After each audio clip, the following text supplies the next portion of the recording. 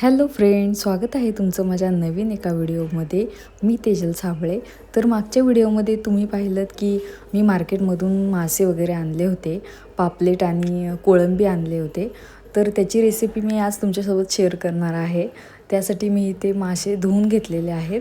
त्याला हळद, मीठ आणि तिखट लावून घेणार आहे आणि ते थोडं मॅरिनेशन करून थोडा वेळ ठेवणार आहे, जेणेकरून अजून त्या माशांना चांगली टेस्ट येईल. तर आता इथे माझी तीच प्रोसेस चालू आहे. इथे मी चिंचेचं पाणी घेतलं आहे. माझ्याकडे आमसूल नव्हतं, त्यामुळे मी इथे चिंचेचं पाणी घेतलं आहे. चिंच थोडी पाण्यात भिजवली.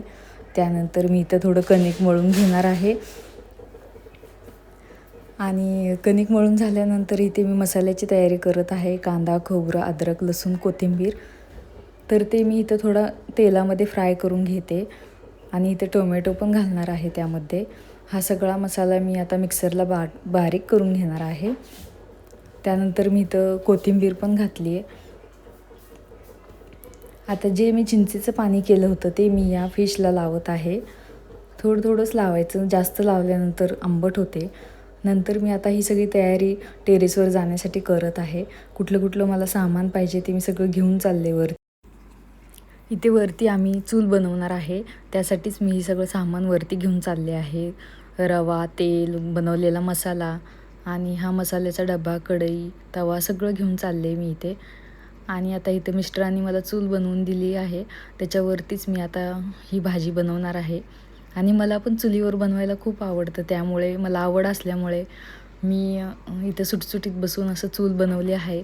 वरती वारं पण खूप छान लागतं, त्यासाठीच मला इथे मिस्टरांनी चूल बनवून दिली. आता इथे मी या मसाल्यामध्ये घरी बनवलेलं तिखट घालते, त्यामुळे भाजीला जास्त चव येते. आणि आता इथं मी कोळंबी घालणार आहे. ती आता छान मॅरिनेट झाली आहे. कोळंबी शिजायला थोडा वेळ लागतो, त्यासाठी मी इथं मसाल्यामध्ये थोडा जास्त उशीर फ्राय करून घेणार आहे. त्यानंतर मी इथे आता टेस्ट करून बघते मीठ वगैरे आहे की नाही.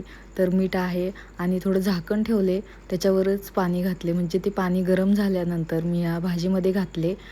आता भाजीला गरम पाणी घातल्यानंतर ती पटकन शिजते, त्यासाठीच मी हे गरम पाणी घातले. आणि अजून पुढचे व्हिडिओ बघण्यासाठी माझ्या चॅनलला लाईक, शेअर, सबस्क्राईब करा. आणि माझे व्हिडिओ तुम्हाला कसे वाटतात ते सुद्धा मला कमेंट करून सांगा. इथं माझे मिस्टर आले. थोडी चूल विझली होती, तर त्यांना म्हटले तुम्ही आता थोडं बघा चुलीचं. नंतर त्यांनी इथं चूल थोडी मला पेटवून दिली. नंतर थोडी भाजीवरती पण लक्ष ठेवलं. तोपर्यंत ही भाजी शिजली होती. मी चेक केली तर शिजलेली होती.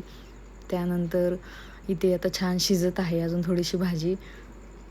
इकडे आमची रिया बसली वाट बघत. भूक लागली होती तिला. कधी भाजी होते आणि कधी खाते असं झालं होतं तिला.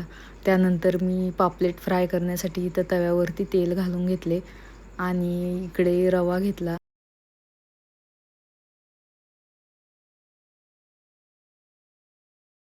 सगळ्या पीसला मी रवा लावला सगळ्या बाजूनी आणि आता मी इथं तेलात सोडणार आहे. इथे मी सगळे पीस तेलामध्ये सोडले आणि आता चांगले हे फ्राय करून घ्यायचे, जेणेकरून ते छान भाजले जातील.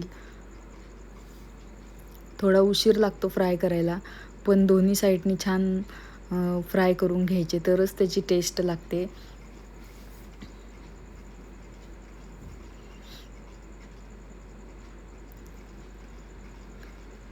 इथे बॅकग्राऊंडला तुम्ही बघत असाल की आम्ही इथं झाडं लावलेले आहेत. ते सगळे आम्ही भाजीपाला लावलेला आहे. त्याचा व्हिडिओ मी तुम्हाला नक्कीच लवकरच शेअर करणार आहे की आम्ही त्यामध्ये काय लावलं आहे.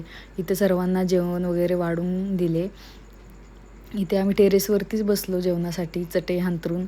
वारं पण खूप छान सुटलं होतं आणि मिस्टरांना पण खूप भाजी आवडली. ते पण म्हणले खूप छान झाली आहे.